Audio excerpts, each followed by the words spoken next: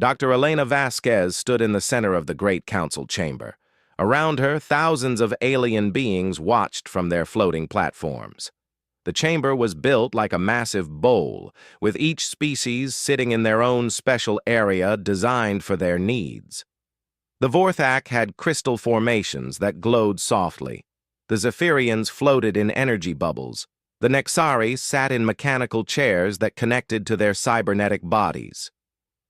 Elena looked small compared to all of them. She was just one human in a room full of creatures that had ruled the galaxy for thousands of years, but she stood straight and calm, her hands folded behind her back. The speaker, a tall Vorthak with purple crystals growing from his head, raised his staff. His voice echoed through the chamber like wind through caves. "The Council has made its decision," he said. "The human species has brought too much chaos to our peaceful galaxy. Your people fight when they should talk. They break rules when they should obey. They cause problems everywhere they go." Elena said nothing. She just listened. The speaker continued. "We offer you a choice. Your people can stay in council space, but you must accept behavioral conditioning. Our scientists will help you become more civilized, more peaceful, more like us. Or you can leave our space forever." Around the chamber, thousands of alien eyes watched Elena.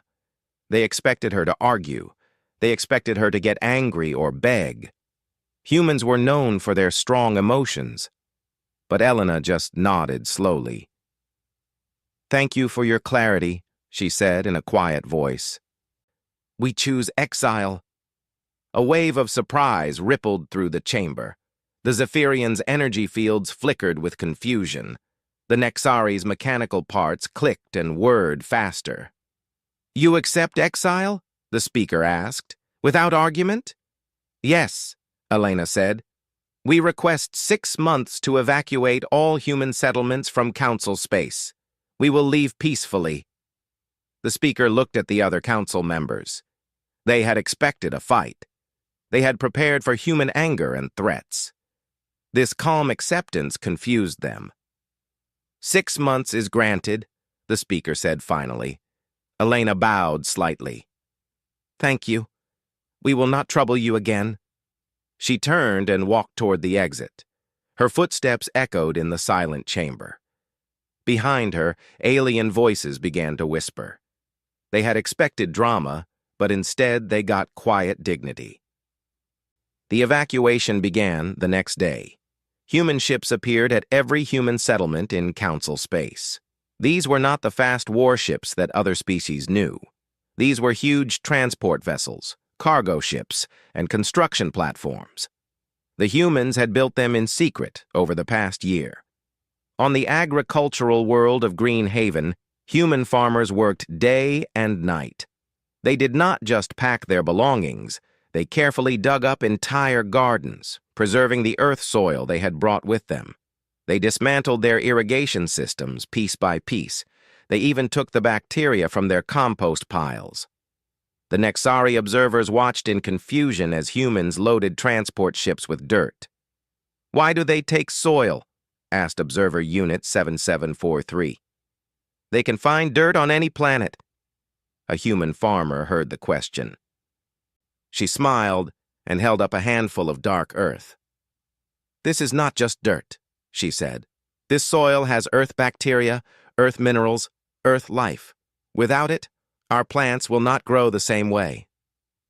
The Nexari did not understand, but they watched as every grain of human soil was carefully packed and labeled. On the research station orbiting Kepler 442b, human scientists worked with their alien colleagues to transfer decades of research.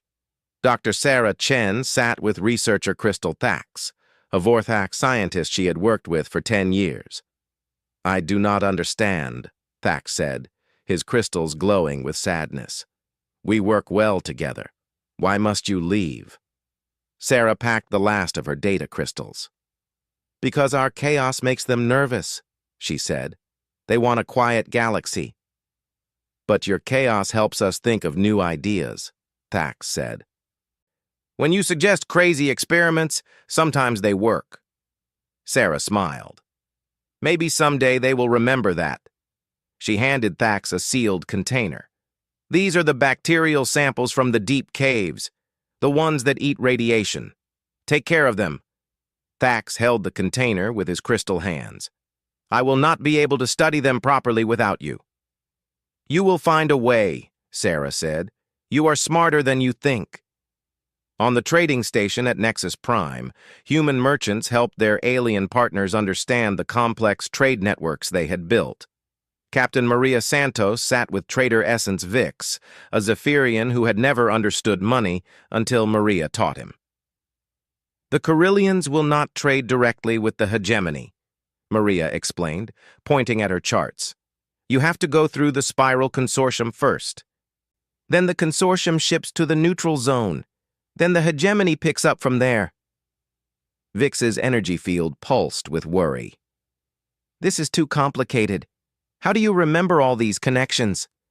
Maria laughed. You just have to think like people, not like systems. The Carillions hate the hegemony because of the War of Three Suns. But they like the Spiral Consortium because the Consortium helped them rebuild after the war. It's all about relationships. Vix tried to understand, but his energy mind worked in straight lines, not emotional connections. I will try, he said. That's all anyone can do, Maria said. The most surprising thing about the evacuation was how the humans helped others. On Harmony Station, a mixed-species research facility, humans made sure that the station would keep running after they left. They trained alien technicians to maintain the life support systems. They wrote instruction manuals in 12 different languages. They even left emergency supply caches hidden throughout the station. Why do you help us? Asked Director Zack, an insectoid klaxon. We did not defend you in the council.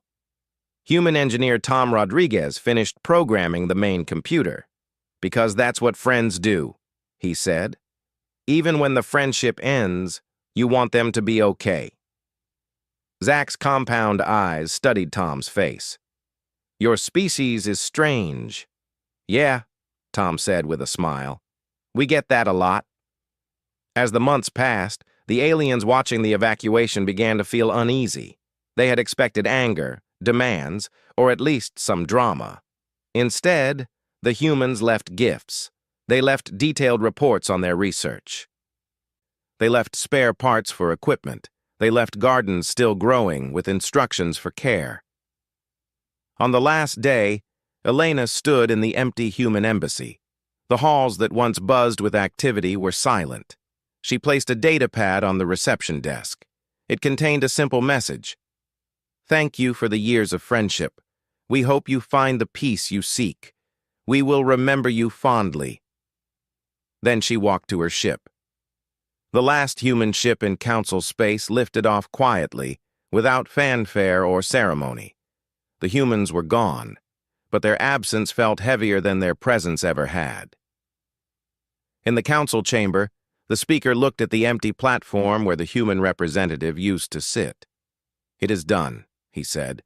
The galaxy is peaceful again. But somehow the chamber felt smaller without the chaos of human voices. 3 months after the last human ship disappeared into hyperspace, researcher Crystal Thax stood in his laboratory on Kepler Research Station. The silence bothered him. Not the quiet of concentration, but the empty silence of a place that used to be full of life. He tried to focus on his work, but something was wrong. The bacterial samples in Container 47 had died again. These were the 5th generation of radiation-eating bacteria he had tried to grow since Dr. Sarah Chen left. Every batch failed. Thax looked at the instruction manual Sarah had written for him. He had followed every step perfectly. The temperature was correct. The radiation levels matched her notes. The chemical mixture was exact, but the bacteria kept dying. A soft chime indicated an incoming message. Thax activated his communication crystal, and the image of Station Director Blix appeared. The elderly Vorthax crystals were dim with worry. "Researcher Thax," Blix said, "I need to see you in my office immediately." Thax made his way through the station corridors. They felt too wide now. The station had been built for humans and Vorthak working together. Human voices had once filled these halls, talking and laughing and arguing about their experiments. Now only the hum of machinery broke the silence. Director Blix's office overlooked the planet's surface. Through the large window, they could see the violent storms that raged across Kepler 442b. The planet was hostile to most life forms, but it held secrets about how life could survive in extreme conditions. "Sit down, Thax," Blix said. His voice sounded tired. "I have received 7 more requests from research teams asking for reassignment. They say they cannot continue their work without human partners." Thax was not surprised. The humans had a different way of thinking about problems. "Yes," Blix agreed. "When Dr. Chen suggested we send probes directly into the acid storms, I thought she was insane. No Vorthak would risk expensive equipment on such a wild idea. But her probes discovered 3 new forms of life." Thax remembered that day. Sarah had bounced around the lab with excitement, showing everyone the data from her crazy experiment. Her enthusiasm had been infectious, even among the usually calm Vorthak researchers. "It is not just the research," Blix continued. "The life support systems are failing. Section C has lost atmospheric pressure twice this week.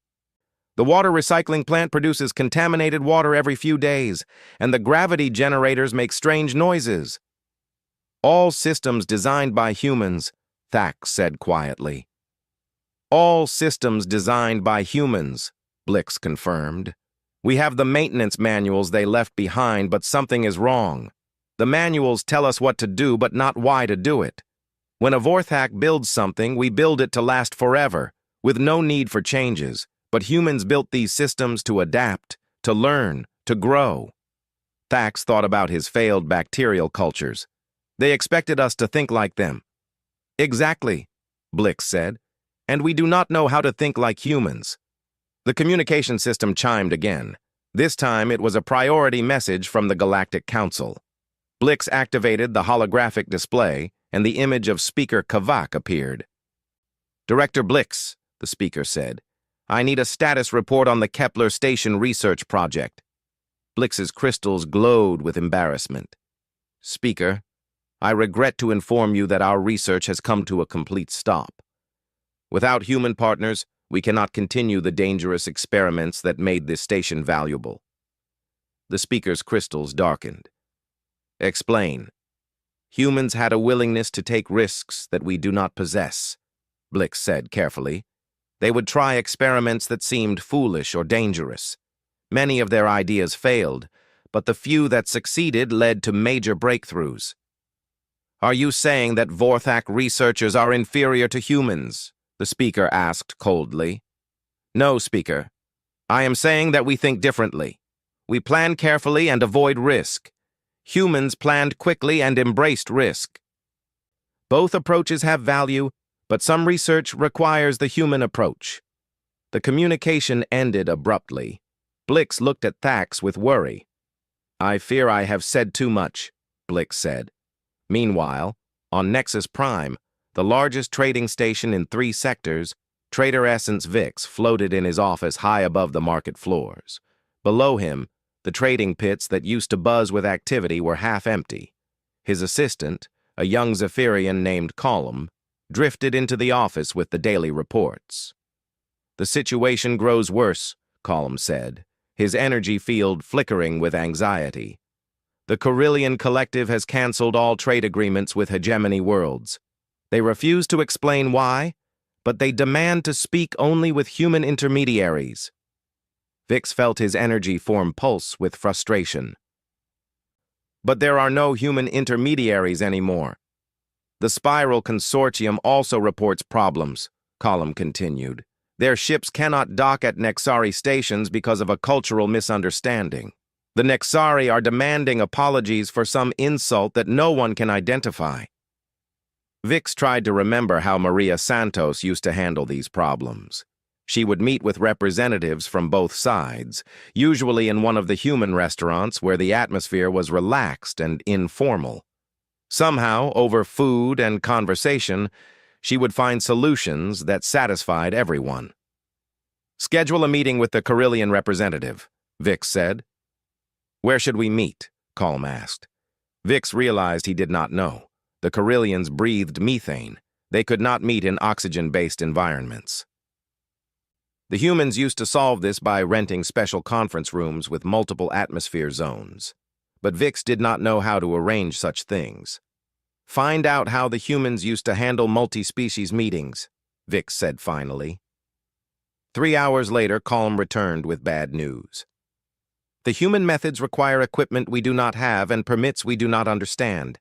The atmospheric control systems they used were custom-built for each species combination." That evening, Vix floated alone in his office, looking down at the nearly empty trading floors. The numbers on his screens told the story.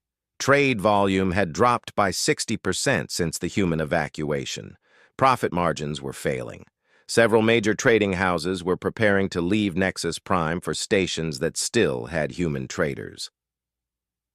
In the Zephyrian Council Chamber of Deep Thoughts, the Council of Minds faced an unprecedented crisis. These beings of pure energy spent most of their time in deep meditation, exploring the philosophical questions of existence. For thousands of years, their mental harmony had been perfect, but now something was wrong. Elder Mind Quasar floated at the center of the great meditation sphere, trying to lead the daily contemplation ritual. Around him, 50 other Zephyrian minds joined in perfect unity as they had done for centuries.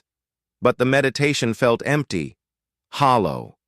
Where once their shared thoughts had created beautiful patterns of meaning, now there was only sterile perfection. "The resonance is wrong," whispered Mind Singer Prism. "Our thoughts echo back unchanged." Quasar tried to focus deeper, but he could not shake the feeling that something was missing. In the past, human presence in the galaxy had somehow enriched their meditations. Human emotions, chaotic and unpredictable, had added unexpected harmonies to Zephyrian thought songs. "Perhaps," said Mind Dancer Nova, "we have become too perfect." The thought shocked the council. Perfection was their goal, their highest achievement. "Explain," Quasar said. "The humans were imperfect," Nova said carefully. "Their thoughts were messy, emotional, contradictory. But when we touched their minds during diplomatic contacts, our meditations became more interesting." Quasar remembered those days. Human delegates would visit the council chamber, and their presence would somehow make the Zephyrian meditations more complex, more beautiful. The humans never knew they were having this effect. "Without them," Nova continued, "our thoughts move in perfect circles. There is no chaos to spark new ideas." It was a troubling realization. The Zephyrians had achieved perfect mental harmony, but at the cost of growth and creativity.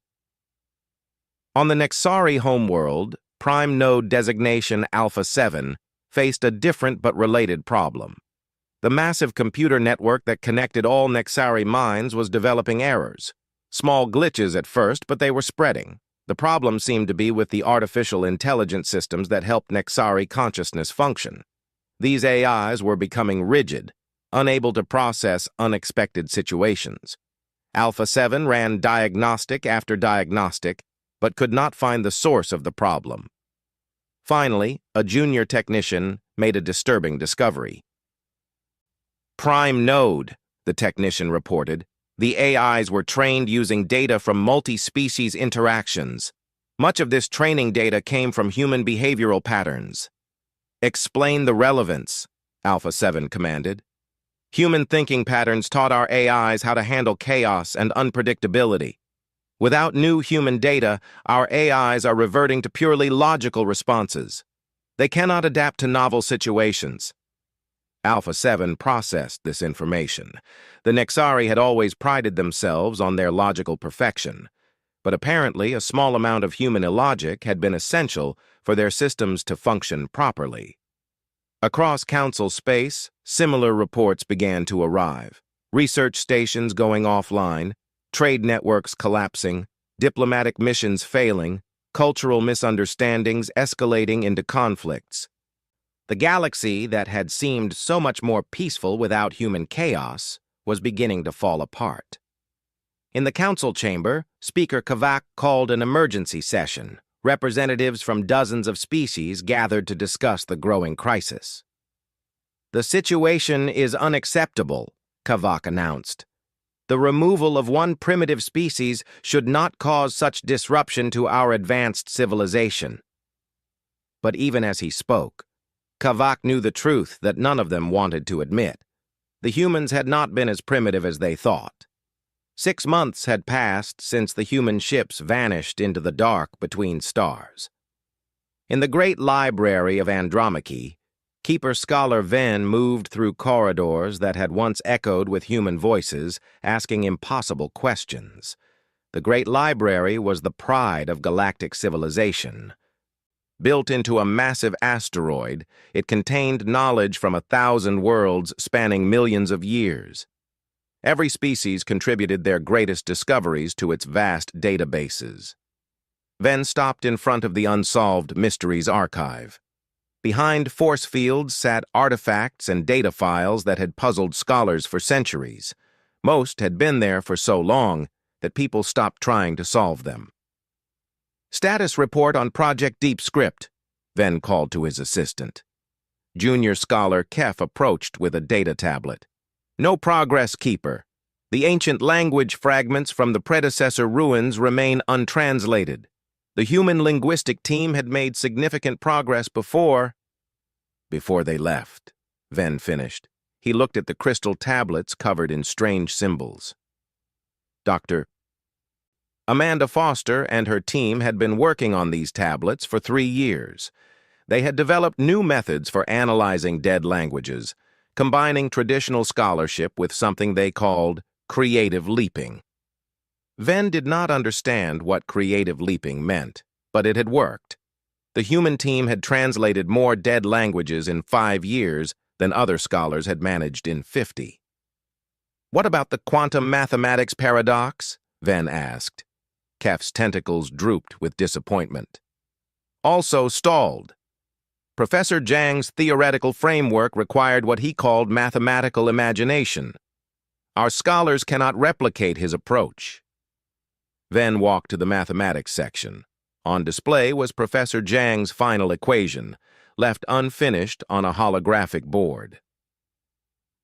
Zhang had been trying to prove that mathematics itself was alive, that numbers had consciousness. Other scholars had called it impossible nonsense. But Zhang's impossible equations had led to breakthrough after breakthrough. His mathematical models had revolutionized everything from faster-than-light travel to quantum computing. "Sir," Kef said quietly, "we have received formal requests from 17 research institutions asking us to solve their problems. They all say the same thing. Without human researchers, they cannot make progress on any innovative projects."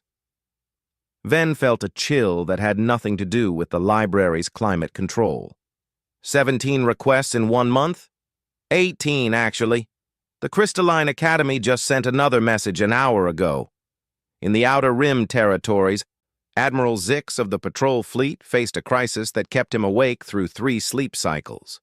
Pirates had attacked 7 merchant convoys in 2 weeks. This was more than they usually saw in a year. The pirates were not stronger or better armed than before, but they were using tactics that made no sense. They attacked heavily defended convoys while ignoring easy targets. They stole worthless cargo while leaving valuable goods behind. They struck in patterns that seemed random but somehow always caught the patrol fleet in the wrong position. Admiral Zix stood on the bridge of his flagship, studying holographic displays of the latest attack. His tactical officers, all highly trained members of various species, could not explain what they were seeing. "The pirates should not be this successful," said Commander Krill, a logical Nexari officer. "Our defensive patterns are mathematically optimal. There is no rational reason for our failures." "That is the problem," said Colonel Brint, a veteran Vorthak Marine. "The pirates are not being rational."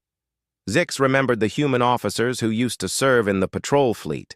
Captain Rodriguez had always said that the best way to fight pirates was to think like a pirate. She would study their personal histories, their psychological profiles, even their favorite foods. Other officers thought she was wasting time, but her task force had the best anti-piracy record in the fleet.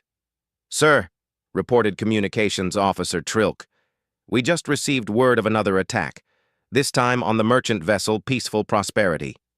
Zix looked at the star charts. The Peaceful Prosperity was traveling through one of the safest shipping lanes in Council space. It made no sense for pirates to attack there. "Deploy Squadron 5 to intercept," he ordered. "Sir," Commander Krill said hesitantly, "Squadron 5 is positioned optimally to guard the Nexus shipping lanes. Moving them would leave a gap in our coverage." Zix stared at the tactical display. Every position was mathematically perfect. Every patrol route was optimally efficient. But somehow, the pirates always found the gaps. "The humans used to call it intuition," Colonel Brint said quietly. "They could sense patterns that our computers could not calculate." Meanwhile, on the pleasure world of Euphoria 7, Director Lash watched his multi-billion credit resort empire crumble in real time. Euphoria 7 had been the premier vacation destination for 30 species.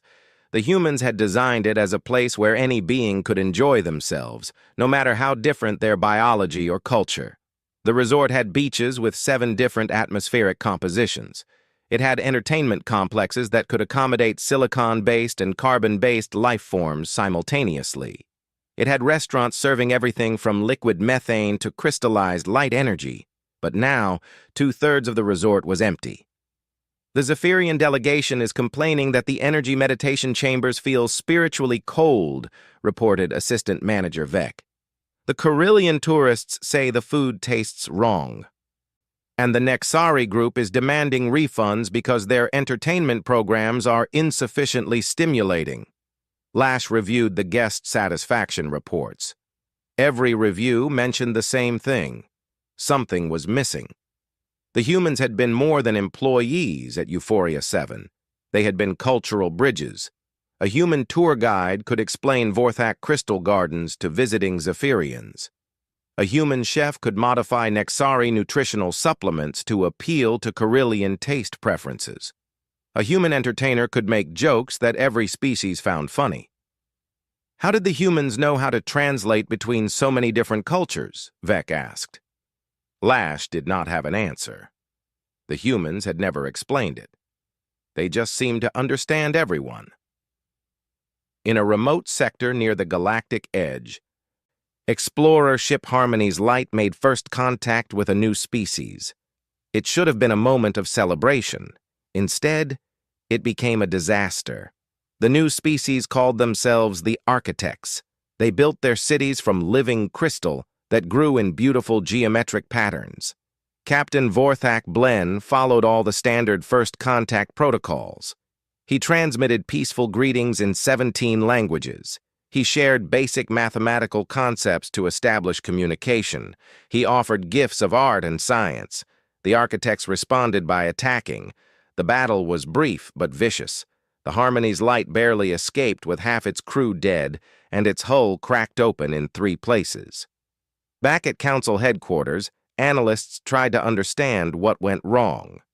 The first contact procedures had been developed over centuries. They had worked with dozens of species. "The mathematical concepts we transmitted may have been interpreted as a challenge," suggested one analyst. "Or perhaps our gifts were seen as attempts to establish dominance," said another. Senior analyst Krex, an elderly Nexari who had been present at many first contact missions, studied the recordings of the encounter. "In the past," he said slowly, "humans often led first contact missions. They had a talent for reading emotional responses across species barriers." The room fell silent. Everyone remembered how Dr. Vasquez had made first contact with the Spiral Consortium. She had somehow sensed that the consortium species communicated through scent rather than sound, even though their translator systems were working perfectly. Her insight had prevented a war. "Are you suggesting," asked another analyst. That we cannot make peaceful first contact without human assistance? Krex's mechanical parts clicked softly. I am suggesting that we may have lost an ability we did not know we possessed. On Harmony Station, one of the largest research facilities in Council space, Chief Engineer Thal watched her life support systems fail for the third time in a week. The station housed researchers from 12 different species, each requiring different atmospheric, gravitational, and nutritional needs. The systems had been designed by human engineers working with alien specialists. They were incredibly complex, with thousands of interconnected subsystems that adjusted automatically to changing conditions.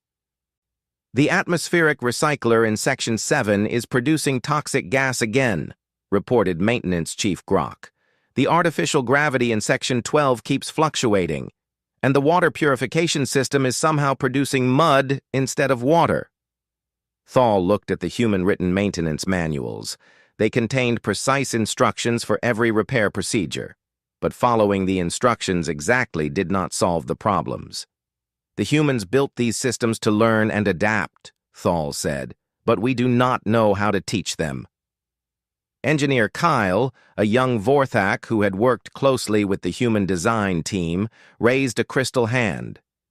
The humans always said that maintenance was more art than science. They would listen to the sounds the machines made, feel vibrations in the deck plating, even smell the air in different sections.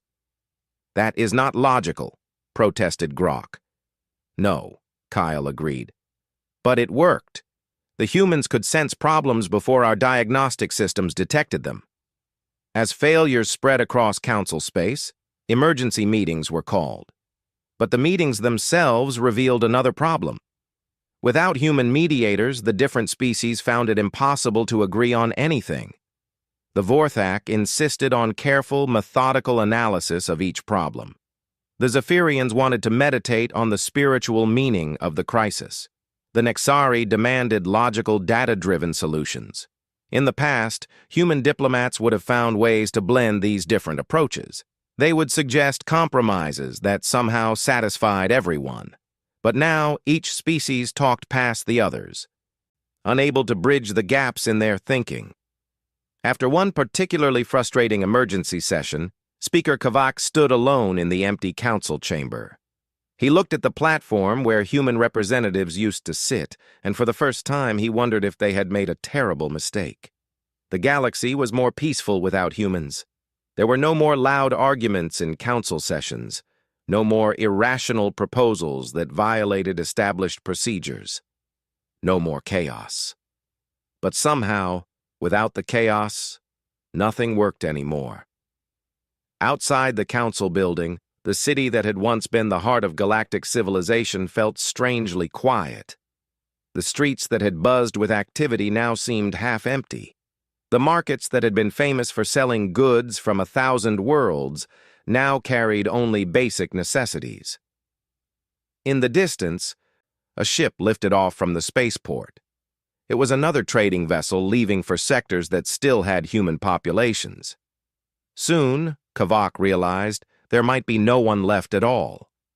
The peace they had sought was becoming a tomb of silence. 1 year after the exile, the Galactic Council made a decision that would have been unthinkable just months before. They needed to find the humans. The announcement came during an emergency session called after the third major shipping lane collapsed. Speaker Kavak stood before the assembled representatives, his crystal formations dim with exhaustion.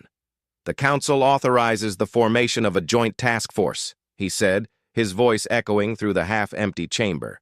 Mission objective: locate human settlements and establish communication. Several representatives shifted uncomfortably. Councillor Vex of the Hegemony Worlds raised a metallic appendage. Are we admitting that we made an error in exiling them? Speaker Kavak's crystals flickered. We are admitting that the galaxy requires their unique abilities to function properly. Admiral Zix was chosen to lead the search operation. His anti-piracy fleet was the only military force that had maintained operational effectiveness, mostly because he had studied human tactical methods before they disappeared. The search fleet consisted of ships from all three major Council species, fast Nexari scout vessels with advanced sensors, sturdy Vorthak exploration ships with long-range supplies, Zephyrian science vessels that could detect energy signatures across vast distances. Their first stop was Earth's solar system. Captain Mira Chen had been born on Earth, but she had spent most of her adult life working on space stations and colony worlds. She stood on the bridge of the scout ship Finder as it approached humanity's birth world. The system looked exactly as the humans had left it. Earth still orbited its yellow sun. The moon still hung in its ancient dance. The orbital stations still functioned perfectly, their automated systems maintaining themselves with quiet efficiency. But there were no human ships, no radio signals, no signs of life. "Full sensor sweep," Admiral Zix ordered. The results were puzzling. Earth's cities were maintained but empty. The orbital habitats ran perfectly but contained no inhabitants. Even the space elevators still functioned, carrying automated cargo between surface and orbit with no one to receive it. "It is as if they simply vanished," reported Science Officer Ken, a Nexari whose sensors could detect individual molecules. "There are no signs of struggle, no evacuation debris, no evidence of hasty departure." They found something else disturbing: hidden supply caches throughout the system, carefully concealed but not secret. Each cache contained food, medical supplies, and equipment marked with symbols in human languages. "These supplies were placed here months before the exile vote," Admiral Zix realized. "They were preparing to leave long before we made our decision." The search moved to human colony worlds throughout Council space.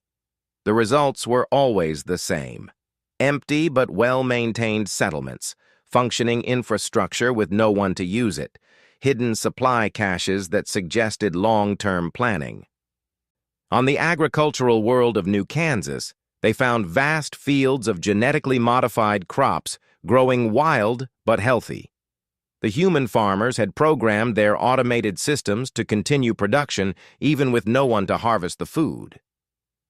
"Why would they maintain these systems if they never planned to return?" asked Commander Krill. Admiral Zix studied the endless fields of grain. "Perhaps they hoped someone else would need the food." The search expanded beyond Council space. Human settlements in neutral territories were also empty. The trading post at Crossroads Station was abandoned but functional. The mining operations in the asteroid fields had been shut down cleanly, with all dangerous materials safely contained. Weeks turned into months. The task force followed every lead, investigated every rumor, traced every hyperspace signature that might indicate human passage. They found nothing.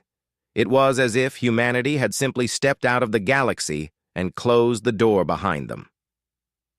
Dr. Vell, the task force's chief scientist, studied the data from dozens of empty human settlements.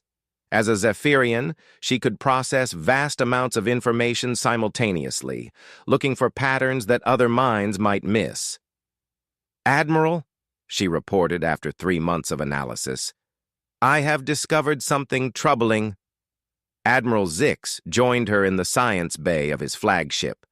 Around them, holographic displays showed star charts, shipping records, and communication logs from the past 2 years.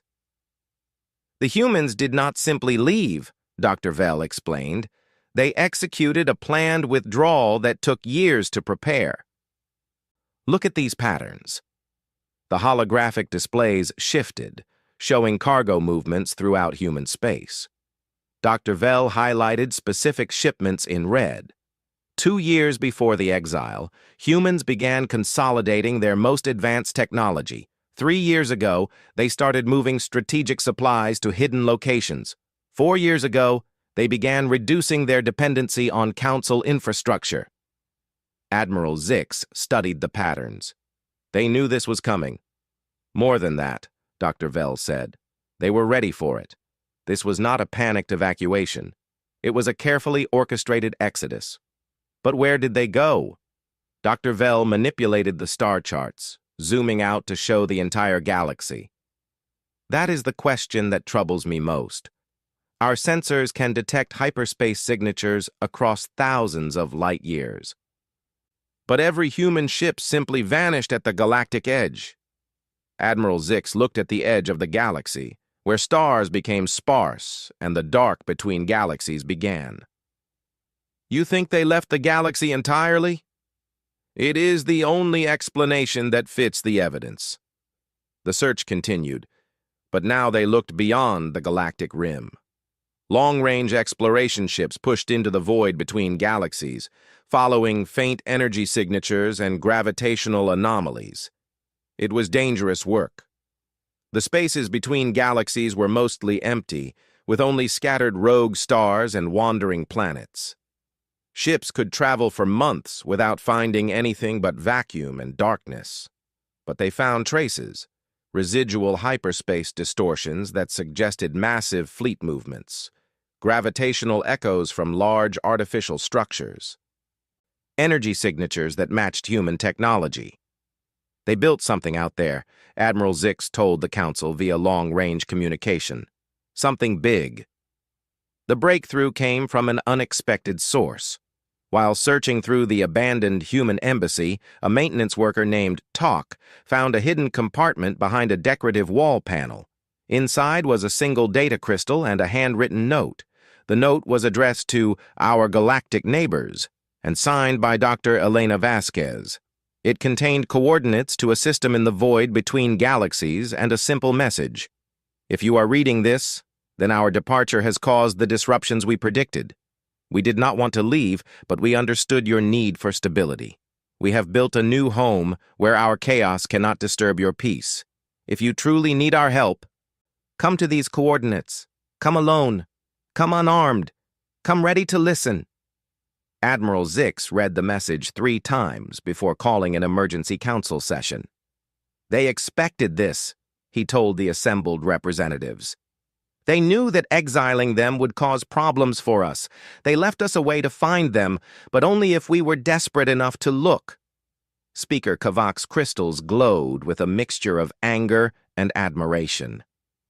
They manipulated us. No, Admiral Zix said quietly. They knew us better than we knew ourselves. The debate that followed lasted for days. Some council members argued that reaching out to the humans would be admitting defeat. Others insisted that galactic civilization was more important than pride. Finally, Speaker Kavak called for a vote. The decision was unanimous. A small diplomatic mission would travel to the coordinates in the message. Admiral Zix volunteered to lead the mission personally. He selected a single ship, the diplomatic vessel Harmony Seeker, and a crew of just 12 volunteers from different species.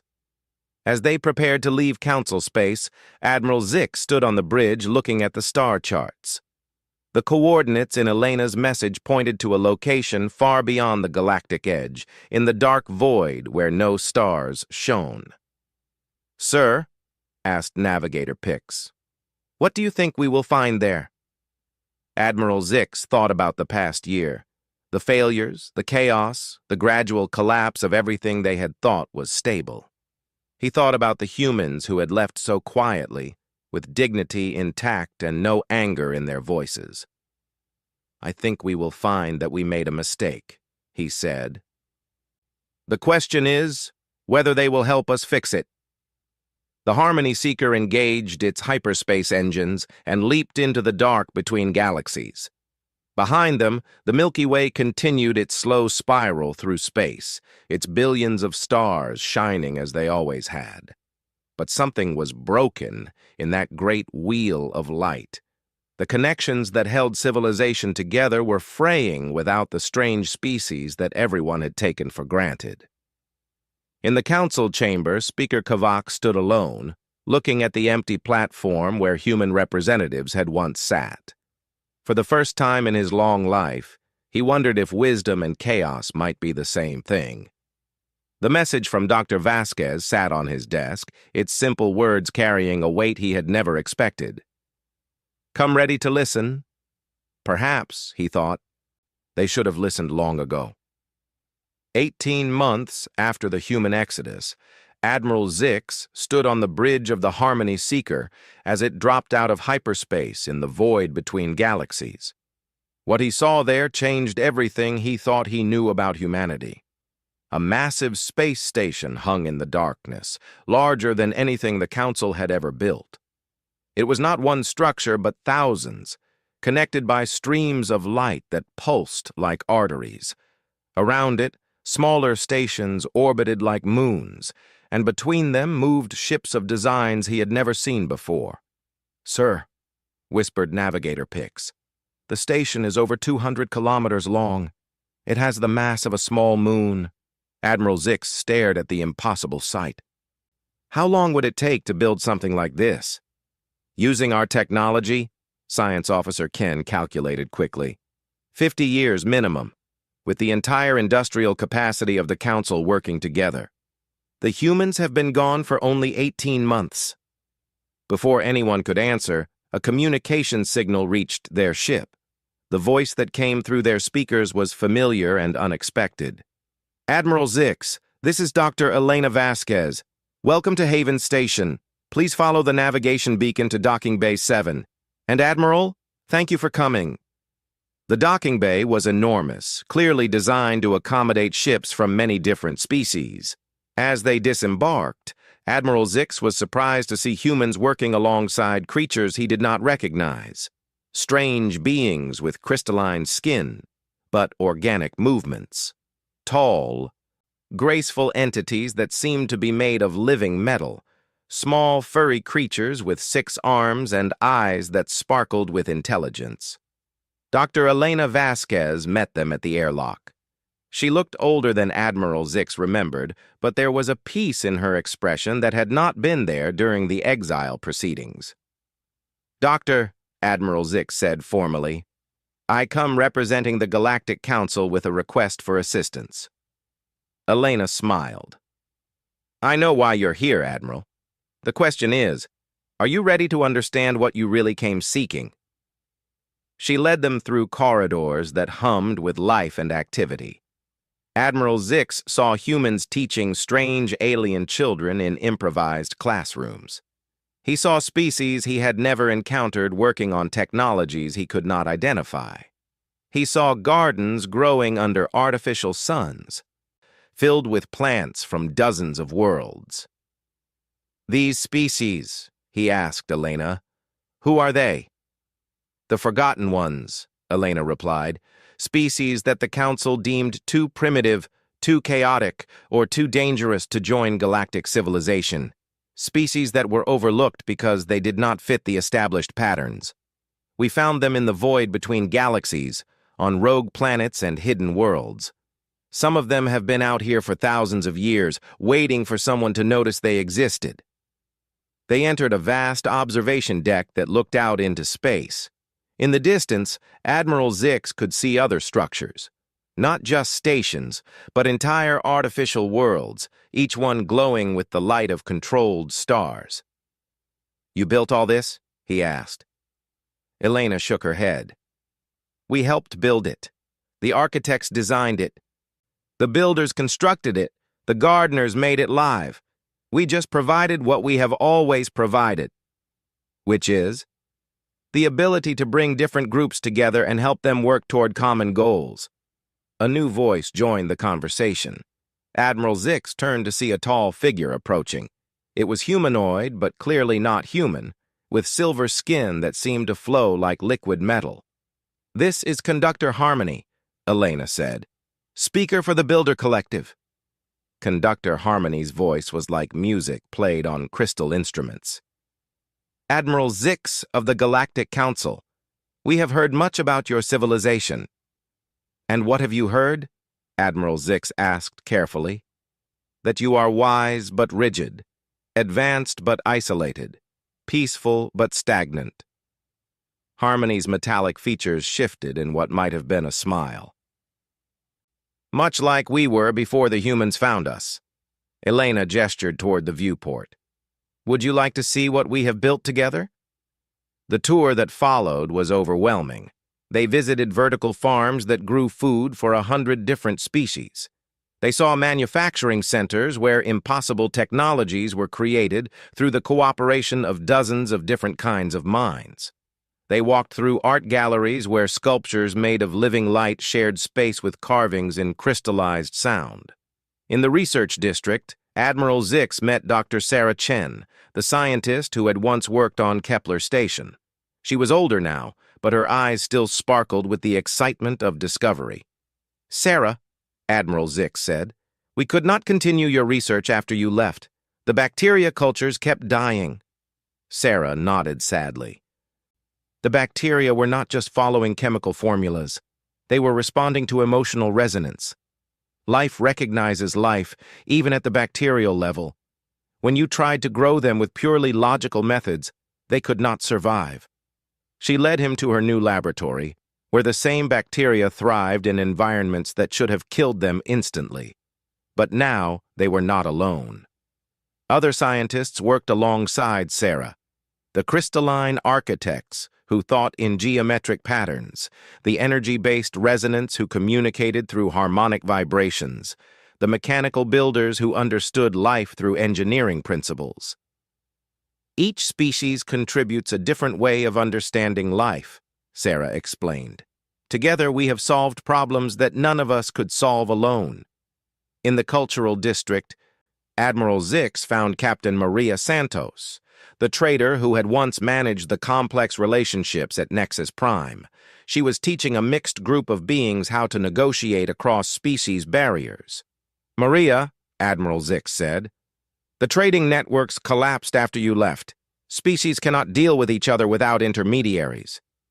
Maria looked up from her class, which included several young humans and a variety of alien students.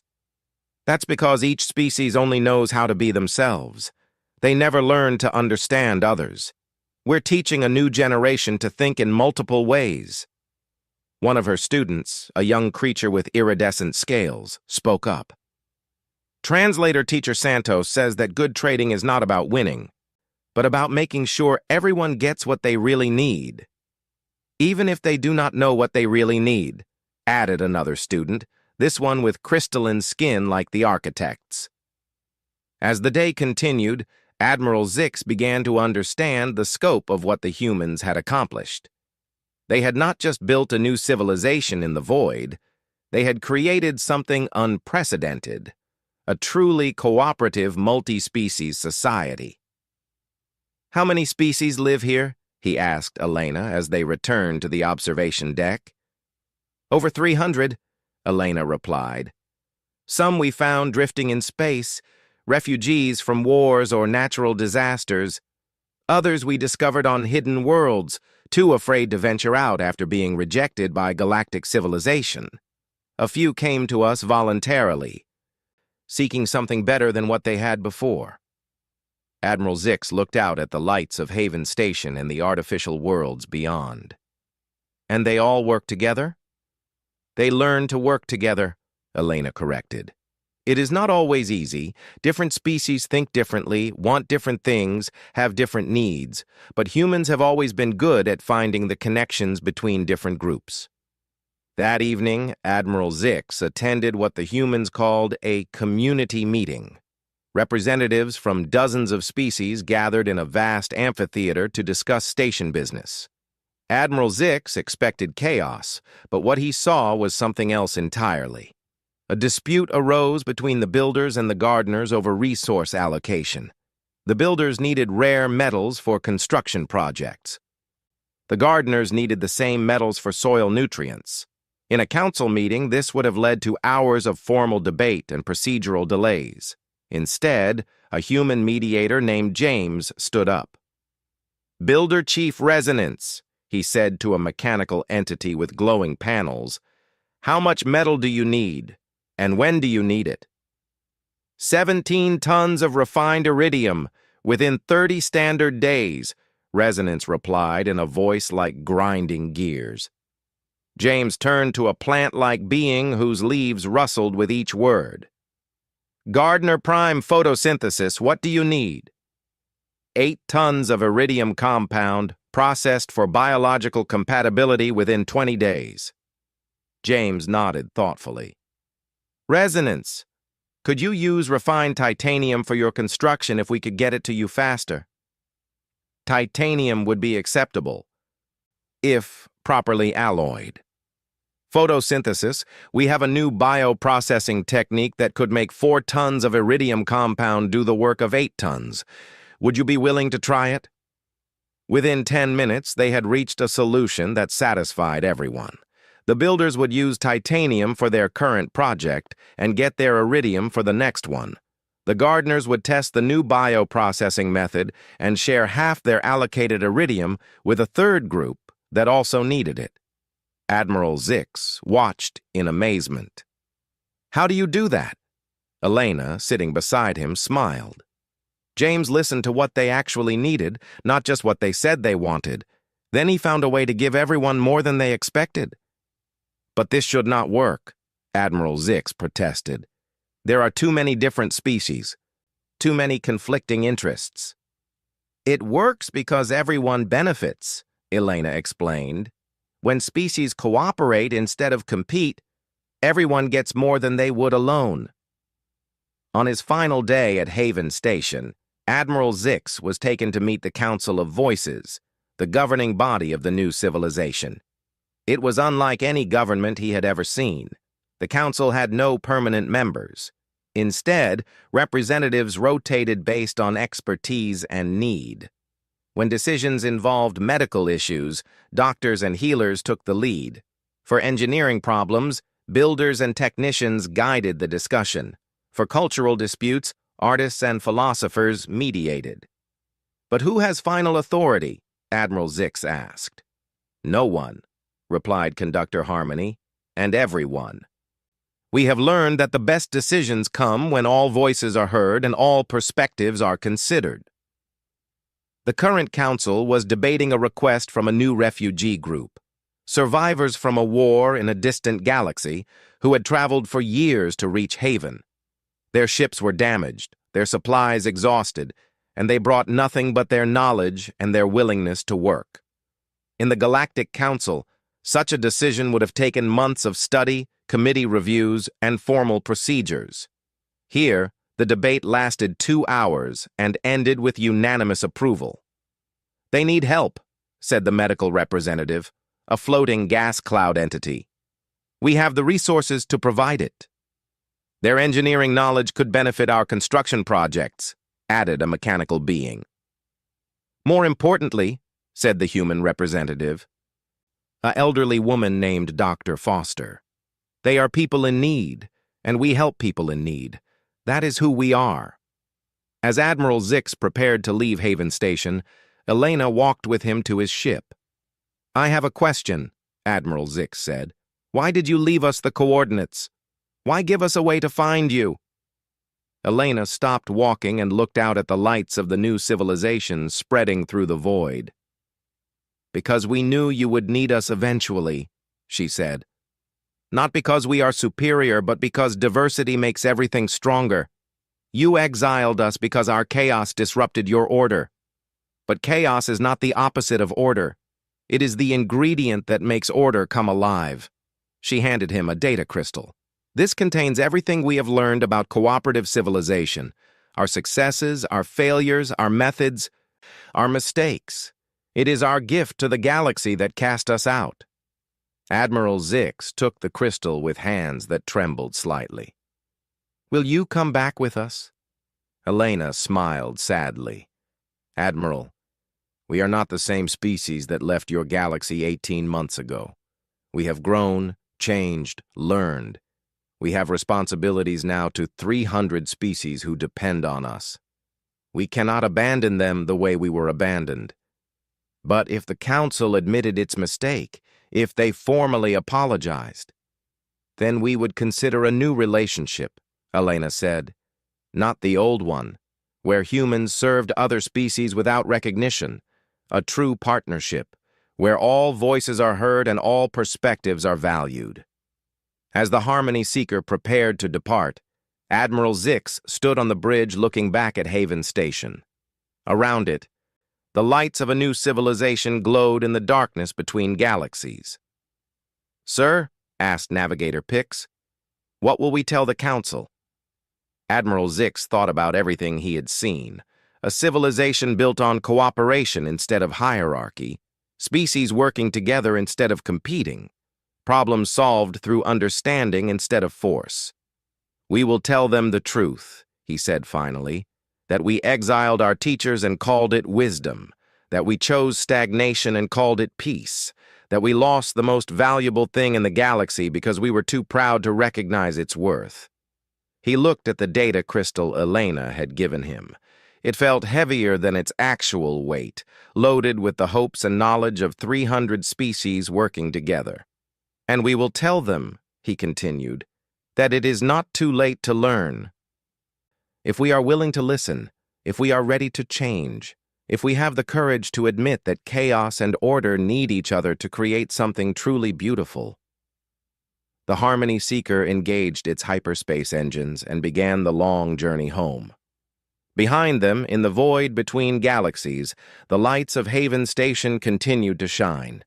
And around those lights, a new kind of civilization grew stronger with each passing day, built on the simple human idea that everyone deserves a chance to belong.